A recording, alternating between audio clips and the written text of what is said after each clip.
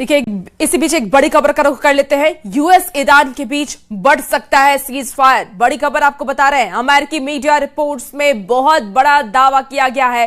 60 दिनों के cease fire पर करीब करीब सहमति बन गई है। सीज फायर के ड्राफ्ट पर ट्रंप की मुहर लगना अभी बाकी है। आपको बता दें कि रिपोर्ट्स के मुताबिक जो जानकारी दी गई है, सीज फायर के एमओयू में हॉर्मुज खोलने का जिक्र किया गया है।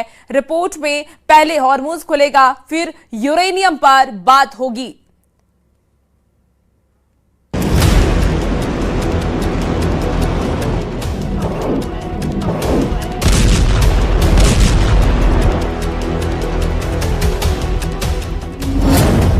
यूएस ईरान में फॉर्मूला फाइनल, जंग रोकने का ड्राफ्ट तैयार। कौन जीता, किसकी हुई हार?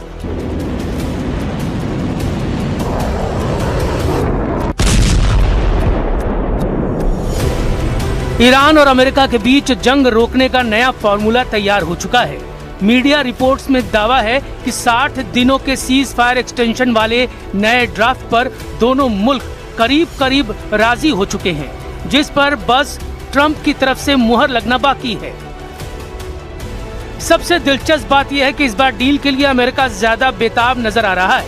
आलम यह है कि अब तक ईरान के साथ समझौते में शामिल रहे अमेरिकी उपराष्ट्रपति जेडी वेंस हार्मुज पर सरेंडर को तैयार दिख रहे हैं।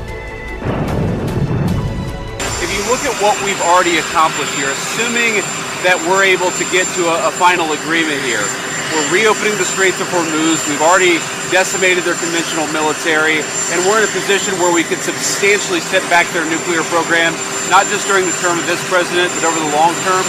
That's a very, very good thing for the American people. So we're not there yet, but we're very close. We're going to keep on working at it. Draft पर अब तक की रिपोर्ट्स बताती है कि ईरान और अमेरिका के बीच 60 दिन का सीज फायर बढ़ेगा, जिसके तहत हॉर्मुज में जहाजों की आवाजाही बिना रोक टोक जारी रहेगी। ईरान को 30 दिनों के अंदर समुद्री माइंस हटानी होंगी और जहाजों से कोई टोल नहीं लिया जाएगा। इसके बदले अमेरिका अपनी नाकेबंदी धीरे धीरे हटाएगा और ईरान को तेल बेचने के लिए कुछ सैंक्शंस में राहत देने पर चर्चा करेगा। समझौते में ईरान का परमाणु हथियार नहीं बनाने का वादा भी शामिल है और इन शुरुआती 60 दिनों में ही हाईली एनरिच्ड यूरेनियम और यूरेनियम एनरिचमेंट पर भी बातचीत होगी, जो इस पूरी डील के सबसे क्रिटिकल पॉइंट है, जिन पर फिलहाल दोनों ही खेमों से तेवरों में कोई बदलाव नजर नहीं आ रहा।